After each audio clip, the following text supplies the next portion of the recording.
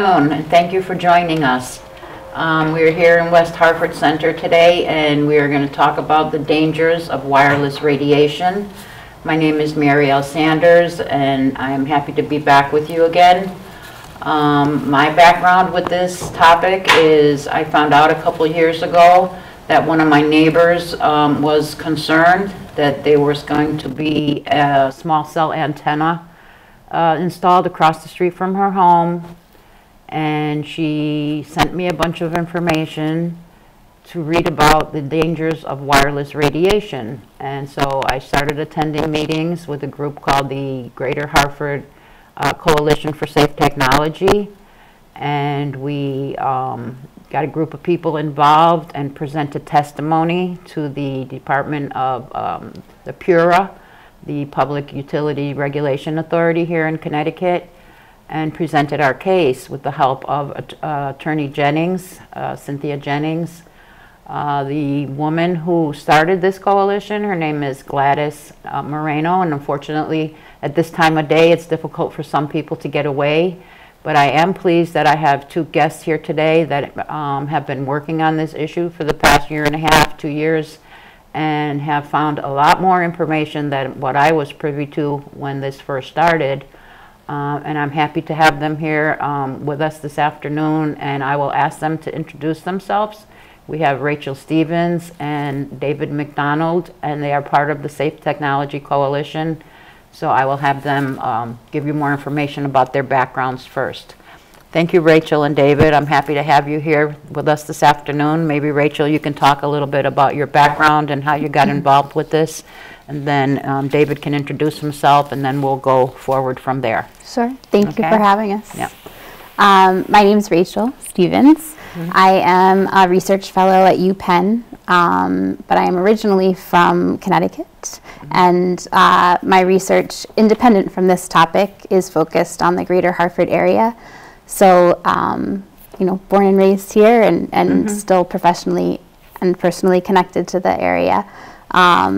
I came to this issue by way of my body's response. I was getting really debilitating migraines and other random assortment of symptoms that no one could figure out, and then the doctors, you know, until I started seeing some integrative and functional practitioners who asked me to check the radiation levels in my home, and they asked about cell towers and how close they were to the house. And lo and behold, I had just been living in Philadelphia and Harlem for the last 5 years prior to this, and I think my body was just pretty maxed out with the radiation.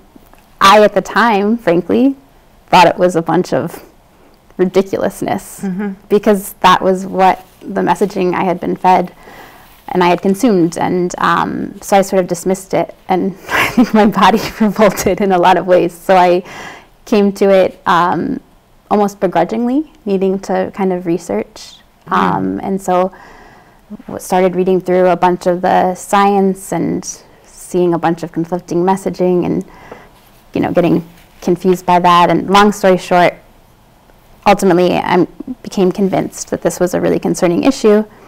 And then when I went to move back to Hartford, I wanted to find a place with lower radiation levels so that I could exist healthfully. And I drove around Hartford with my meters, and I couldn't find anything that was safe. And so that sort of clued me into the social and spatial distribution of these radiation issues.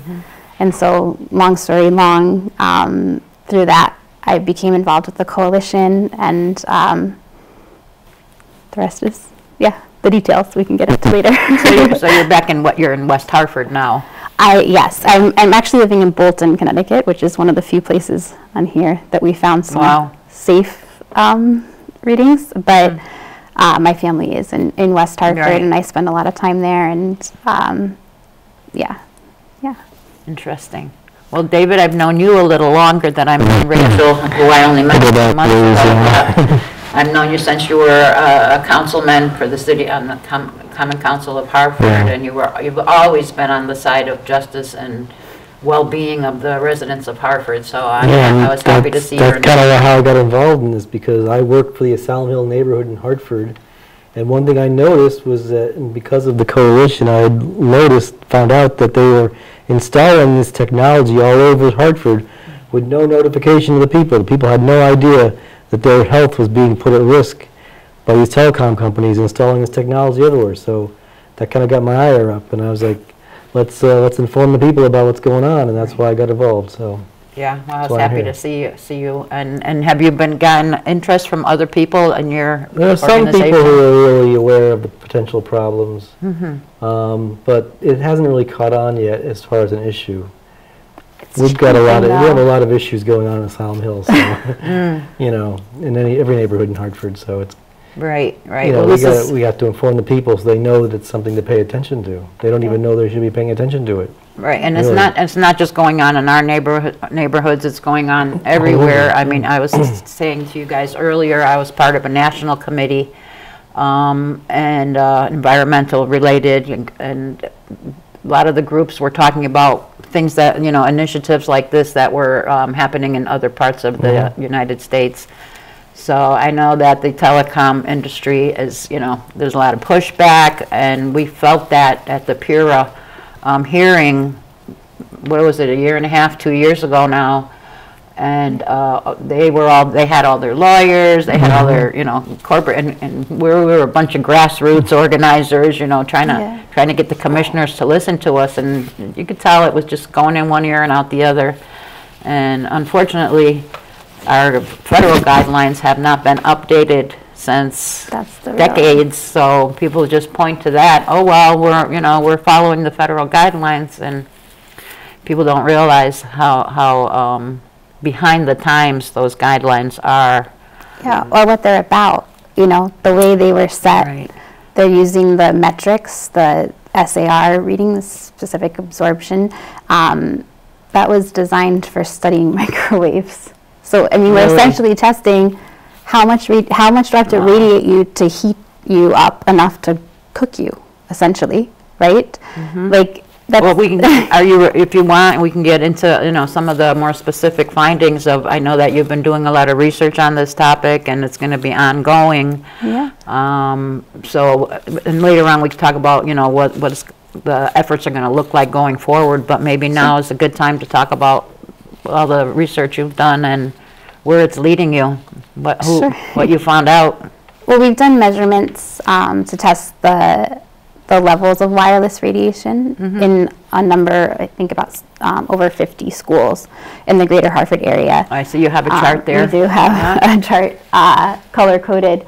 I should preface this by saying this is all overwhelmingly complicated in terms of, like, you know, how to classify what counts as safe and what's not safe, and that's something we can get into in the politics of all of that. But we've sort of adopted the standards from the European Academy of Environmental Medicine and Building Biology Institute. They're two organizations that are well respected, and they have far more conservative thresholds for what's considered safe wireless radiation compared to the FCC. The FCC has, they allow about 10 million microwatts per meter squared. As compared to these organizations that I'm mentioning, they suggest between 0.1 and 10 microwatts per meter squared, which is a humongous difference. And there's a lot of countries throughout the world that their thresholds, they're not as low as, you know, the European Environmental Medicine Organization, Building Biology would like to see, but they're astronomically lower than the FCC. Which, again, we can get into the politics of all of that, but all of the schools where we tested, they would be considered safe by the FCC standard, which essentially means we're not cooking our children, which is a good thing. I'm glad we're not at least doing that, you know? Like, but are they even taking into consideration the fact that the kids are there 7-8 hours a day sometimes, even before school programs, after school programs, they're having 2 or 3 meals there, they're, you know. No, it's based on 30 minutes of thermal damage exclusively, the FCC standards. So most of the recent research shows that the most concerning effects, the carcinogenic effects, the effects on reproductive health and fertility, the effects on risk of brain tumors and heart tumors, the list goes on. All of those tend to be from chronic or long-term exposure, not 30 minutes. And there are non-thermal effects. So it's not by cooking people like we do in microwaves. It's, essentially because when you're sending a wireless message, not through a cable, but through the air, you're sending messages, literally frequencies, right? And the body, if it's not contained in a cable, that frequency can bump into the body, give a message, and then the body has these effects, which is essentially the same as like a stress response, but at really high levels. And so you get all these kinds of scary health effects that we're seeing. So I talked my way around that question, but that's just to say, why the FCC is calling all these places safe, and we're finding other things.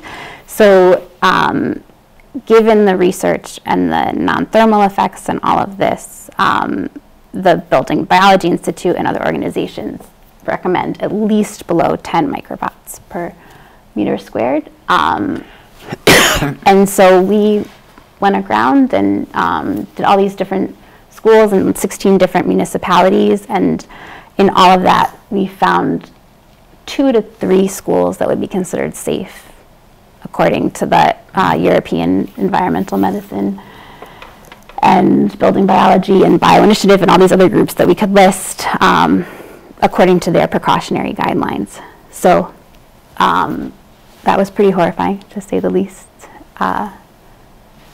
Were you a part of did you participate in any of that data gathering, or did you, Rachel, go out? Rachel was taking the readings. You were taking other readings? I was physically doing it, but consulting with everyone in the coalition, and we had other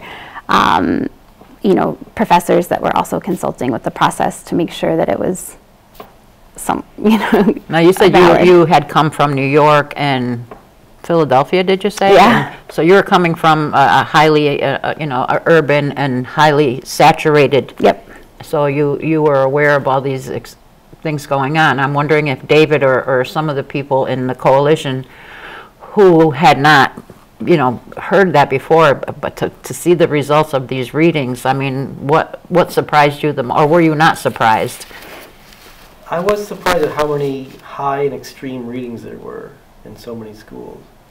Especially a lot of the newly constructed schools seem to be the worst ones out there. So I was surprised there were so many that were high, but I wasn't surprised that it was a problem. Because, I've been following this issue for years, just kind of on the periphery, not being too involved, but just tracking it for my own health interests. So I knew it was a problem for health, but I didn't know how widespread it was. So joining this coalition really showed me how widespread the problem is, how it's affecting people in almost every community. So what initially, you said you've been concerned about this for years. What initially made you suspicious that this was not all on the up and up? Well, just the way that, one thing is I could get into a long conversation on my cell phone for a long time, and after a while my face would get hot, from the phone, and that's when I started to, that's not probably very good. Usually not. I know one thing that I always have my phone on speakerphone. I never. Yeah, now I do that all the time. Since this all came to light a couple of years ago, and my family gets mad at me. Why do you always have me on speakerphone? No.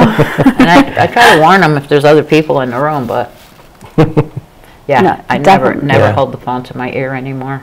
Well, like you were saying, the info packet that comes with the cell phones, like the cell phone companies themselves say it's not right. Yeah, I was sharing earlier. I've had many cell phones through the years, but only the one I got after my involvement with the coalition. I really took the time with a magnifying glass to read all the fine print, and it says right there, do not keep the phone on your body.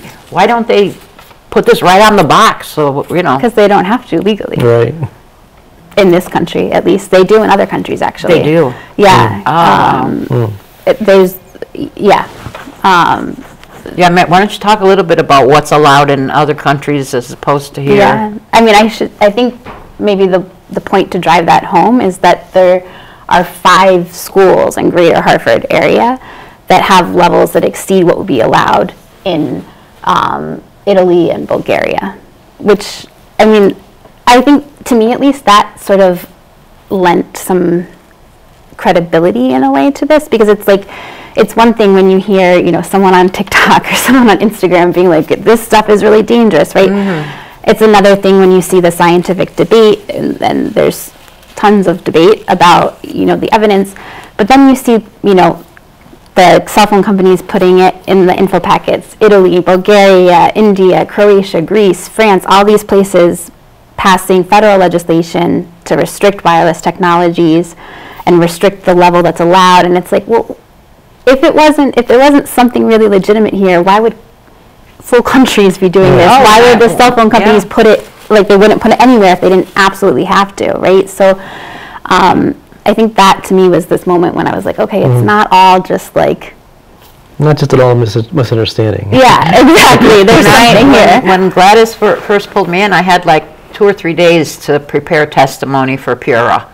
And I must have read 8 to 10 reports. And when I saw the list of countries that would not allow any kind of towers or antennas or anything on top of their school buildings, I was like, there's all these countries, and why is the United States? We're supposed to be so advanced, and you know, you have these other countries that you wouldn't think are protecting their citizens much better than we do. Yeah, I mean, they do setback restrictions, so like a certain number of feet, you can't have a tower. From that, in this country, there's a number of usually underfunded schools that are putting towers and antennas on the roof because it's a source of revenue, right? They make a deal with the telecoms communication to rent out the roof. They get revenue because they're already under-resourced and need that revenue. Yes, but at what cost? Well, that's the thing, is that they don't, I think in most cases, they don't know, and they often don't know until after they've signed contracts, which are then, you know, there's a case in... You can't get out of them. Yeah. Right, in Wyandotte, near Detroit, I think, right?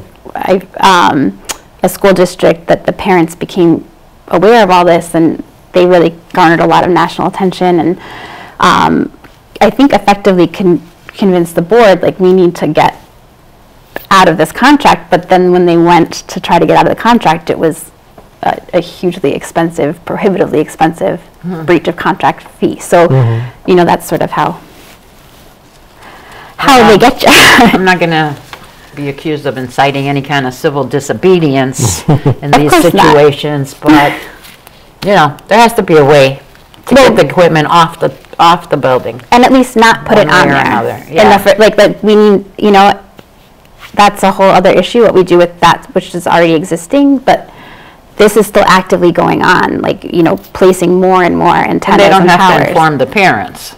No. Just like tenants don't have to be informed. See, homeowners have to be informed. Right. But I'm a tenant. I live in a 6-family. And in order for me to get to the bank on up one street or down to the corner store, I have to walk by 3 or 4 of these towers or antennas or whatever. Yeah, and I'm like, why, you know, why are they all up and down the street? And most of us are renters. We don't know if the landlords were informed, but they sure as heck didn't pass the information to the tenants. So we have no idea why cancer rates are going up. And well, it's also, you mentioned like what you're seeing while you walk to the bank. Are they like the quote unquote small cell devices? They're not huge cell phone towers, like, right? Yeah. So that is like part of how politically this issue becomes kind of murky. Murky is a good word, thank you. Right, is that there, you know, if they were going to put a huge macro, it's called cell phone tower, on school grounds, there'd be permits involved. You have to, like, all these, you know, zonings involved, notification, I would hope, to parents, I don't know. But that's not the way this technology is being rolled out right now.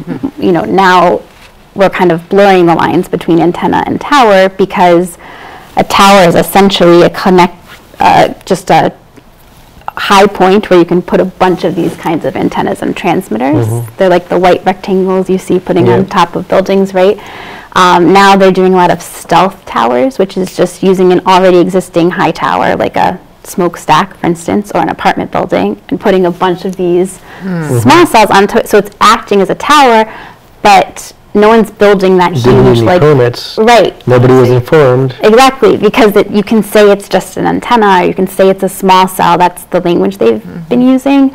And I think, we saw this in Hartford where telecoms is sort of threatening lawsuits of like, if you get in the way of deploying these small cells, like, we're going to take all this legal action. And municipalities who don't know, number one, that the FCC is being challenged in federal court. Number two, that there's all these, different complications. So like, oh, it's just a small cell and I don't want to be sued anyways. So like, there's all these different factors that play into how we get in these situations. I remember I was a little concerned when I saw the headline in the newspaper, I don't know how long ago, that the mayor said that Hartford's going to be the fastest connected city in the nation. We were going to have the best service, the best wireless service, and I'm like, at what cost? Exactly. To people's health.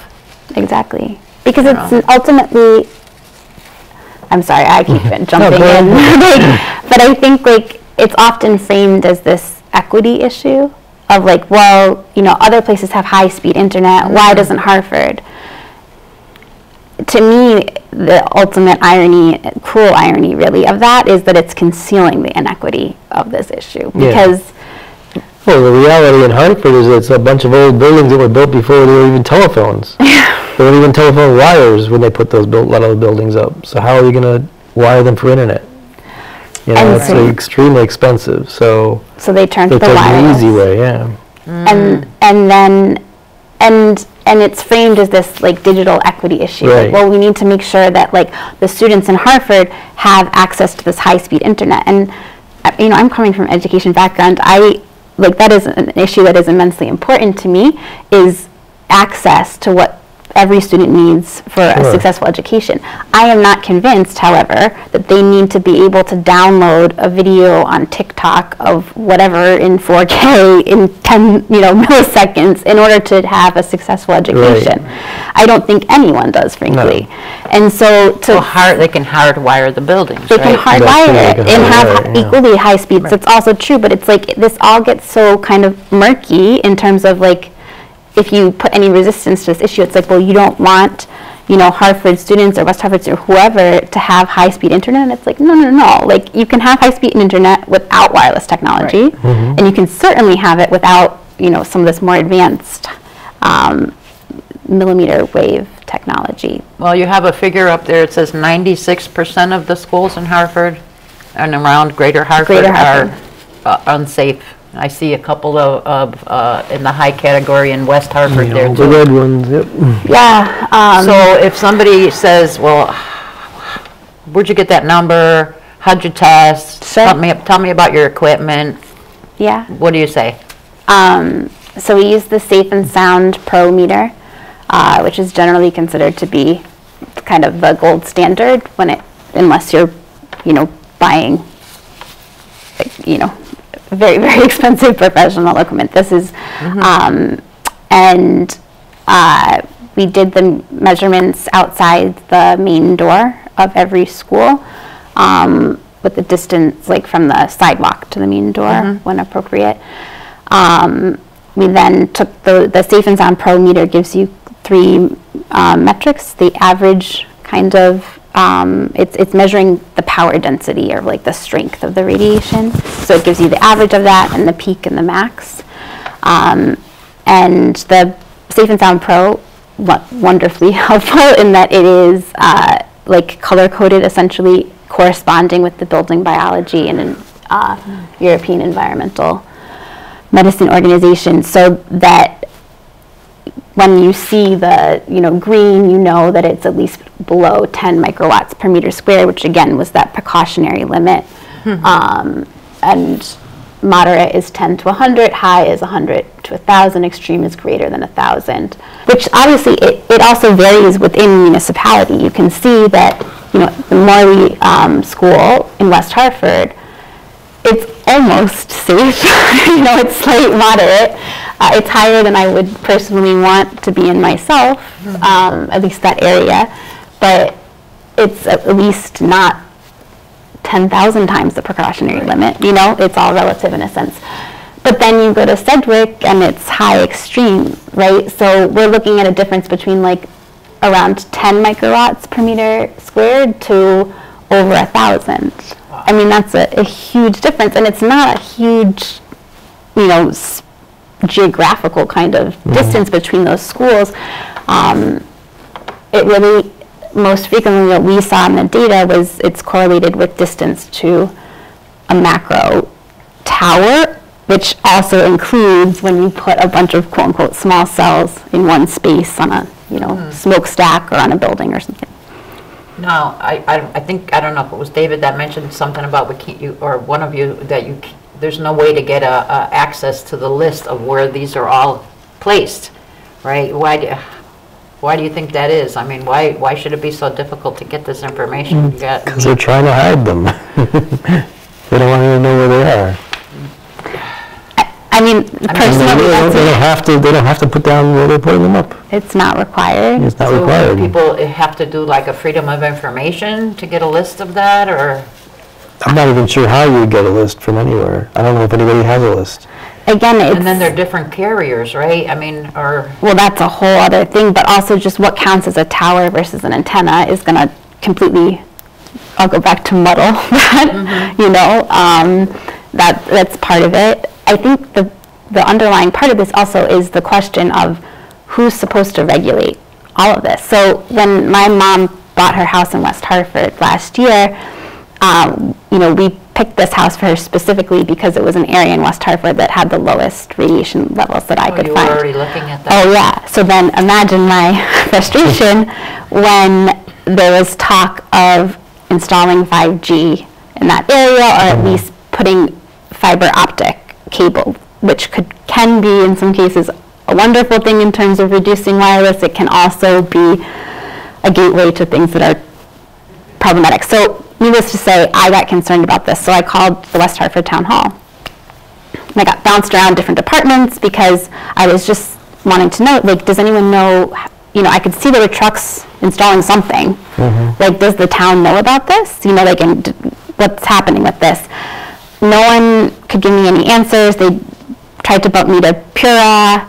I spoke with some people at Pura, and I distinctly remember them saying, well, you know, we're not keeping track of that. We keep track of the telephones and those kinds of things, right? That's what governments are kind of tracking right now. And I said, but you're telling me that the thing we're moving towards is fiber optic, not telephone. So am I understanding correctly that, like, you're not tracking the thing we're all moving towards? And he's like, that's correct, miss. It's the wild, wild west. That's what he said. And it's like... But don't they have to notify homeowners? Well, they have to notify homeowners, yeah. But and that depends on where exactly it is located. Because if it's on just like a public right-of-way, I think it's called public right-of-way, right, like the telephone pole that's not directly outside your house or on your property, then there aren't the same... I mean, Gladys was notified, right, that they were putting this thing across the street from her house, no? She was. Yes, she was notified. That was also 2 years ago. Things have changed since then, and I don't know the distance. We're not telling anyone what we're doing. You know, I just hope that people are talking about this at the schools and at the school board, and that we can get more people involved in this effort. Things you want to say to... Yeah, people, if they're interested in learning more information, come to our website. Could you give them the... I don't know the website. GHC, so Greater Hartford Coalition, 4, the number 4, safetech.com. So GHC 4, safetech.com. Again, I'd like to thank our guests for coming in and presenting this information. I'd like to thank the public for tuning in today. Please find out what's going on in your schools and in your neighborhoods and what kind of dangers your children might be exposed to. Check out the Greater Hartford Coalition for Safe Technology online, and please follow this issue and write to us if you would like more information. You can always contact the studio here, and they will know how to get a hold of us. We're on the website. We're on the website. Yep. Yes. Thank you for your time, and enjoy the rest of your day.